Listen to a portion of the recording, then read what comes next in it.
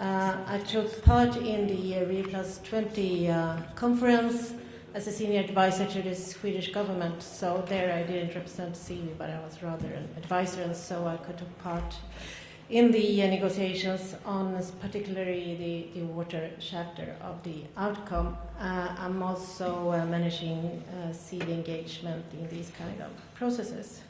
So I wanted to just go through very quickly what came out and what kind of implications can that have for your engagement. No?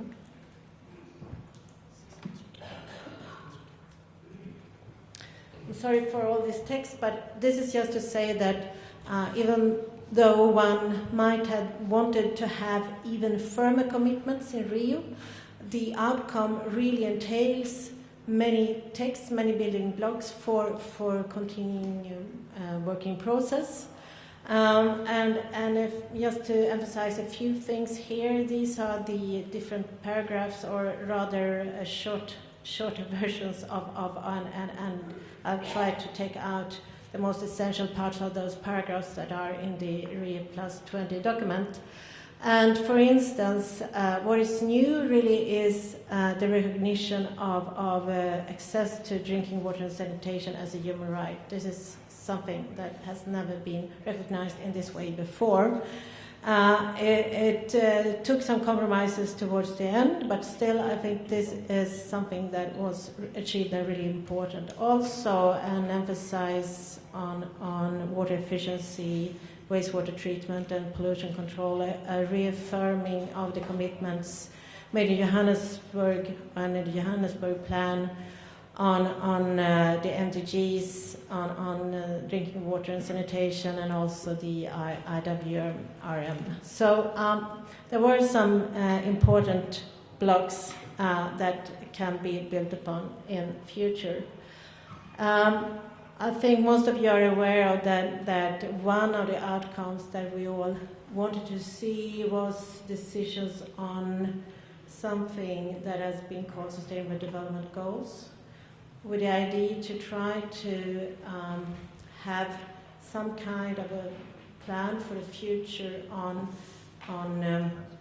important aspects, and trying to then keep, as you can see, this is then again shortcuts of the outcome on Sustainable Development Goals in the Rio outcome. These goals is meant to link into the Millennium Development Goals process.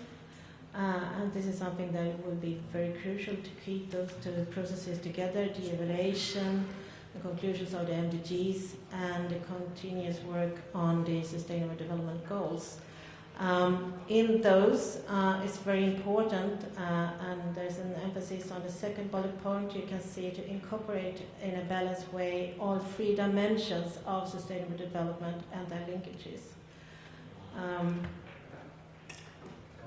One thing that we had hoped for was that the Rio Plus 20 outcome would have also particularly mentioned water as an area for SDG. This didn't happen. Towards the very end, there was a list of different priority areas for SDGs, but because of conflicts over not water but other thematic areas, finally the decision was to not mention any particular areas for SDGs. But of course, the text, the outcome of the Rio Plus 20 outcome is an important basis, and that's why I wanted to show you the shortcuts of the water chapter, because I believe that what was agreed upon here will be important in the future discussion on what kind of development goals or can we have, and how what kind of areas should be composed in these goals. What is happening now? After Rio, it's going to be, I wanted to really emphasize, it's going to be a very important year for engagement, or rather very important months lying ahead of us, because over the next year there will be several different initiatives, several different processes that are meant to stem into the General Assembly of next year. And one is an intergovernmental working group that will be tasked to design Sustainable Development Goals. And the first report is expected to be deliberated to the Assembly next year.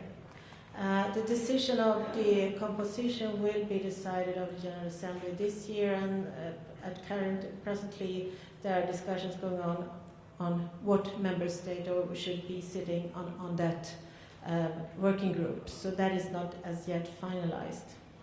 Then Ban Ki-moon has also commissioned a high-level panel on the post-2015 agenda under the leadership of the UK Prime Minister and the Liberian Prime Minister.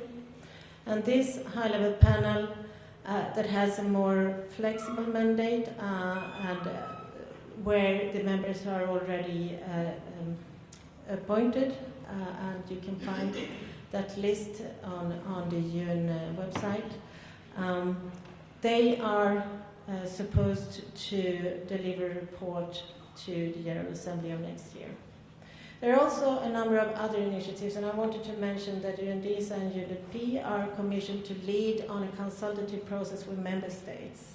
And here, of course, water can be a good vehicle for engaging. All those processes are, as you can see, happening over the next year. And I wanted to flag a few issues that will be very important to think of and to try to engage in this process. The first one is to safeguard a sustainable development goal on water.